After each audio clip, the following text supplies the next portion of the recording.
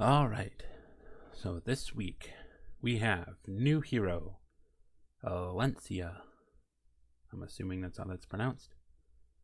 Alencia, the ancient and noble pureblood dragon, has come to Orbis.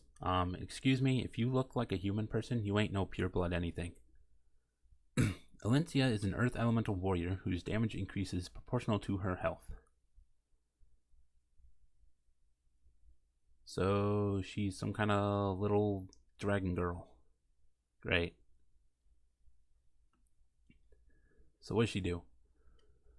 Skill 1.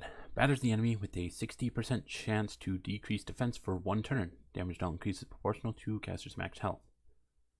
And it can be soul burn to increase effect chance to 100%, and it decreases for 2 turns. It can also be mullied for 15 more effect chance, up to 75.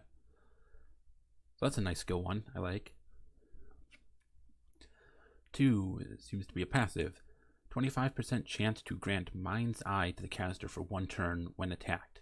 When the caster uses Eradicate, while granted Mind's Eye, activates Trample. So Eradicate is her skill 1.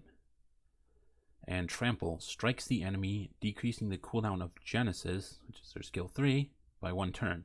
Damage dealt increases proportional to the caster's max health.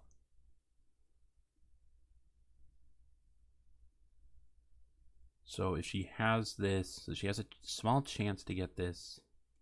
How much more does she get? 25 more? So it goes up to 50% chance to gain this. I guess it's going to be like a buff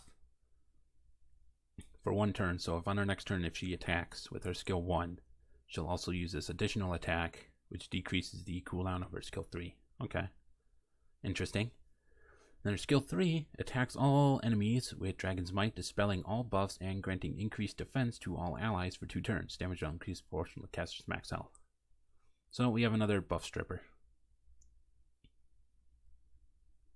This has a kind of a short cooldown. It goes down to 4, and it can be decreased by her other skill.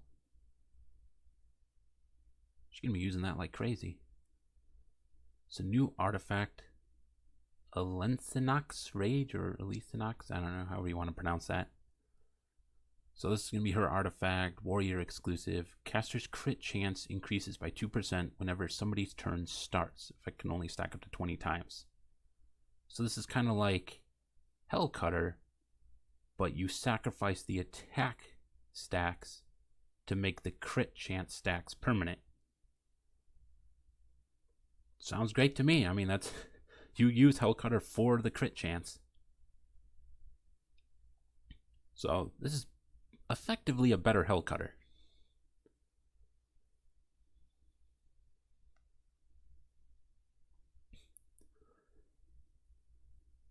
So yeah, that's really a shame because I kind of want that. But at the same time, I don't really want this character. I also do not have very many bookmarks, so I'll probably just have to skip.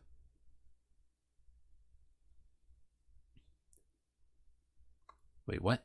Meet Alencia, the ancient noble pureblood dragon, who is also the maternal aunt of Luna and Euphine. Oh, great, they're all related. Also, how is she speaking older than them? I'm just not even going to question it. Let's move on. So, Diene's story week 2 begins, blah, blah, blah. I'm sure this is all just the usual side story nonsense. Stage difficulties and reputation rewards and blah, blah, blah. Ooh, Powder of Knowledge shop. So Powder of Knowledge is refreshed. We now have Sigurd Scythe, Ritual Sword, Alexis Basket, Celestine, El's Fist, Aureus, Sirven, Rosa. Okay, I'm probably just going to buy me another bottle because I've been buying those to up my Draco plate. And that's it. So we can do more of the Diene side story. Powder shop refresh. New dragon loli warrior thing. That's apparently older than the other dragon characters. Whatever. Alright. Well, that's that. I will see you later.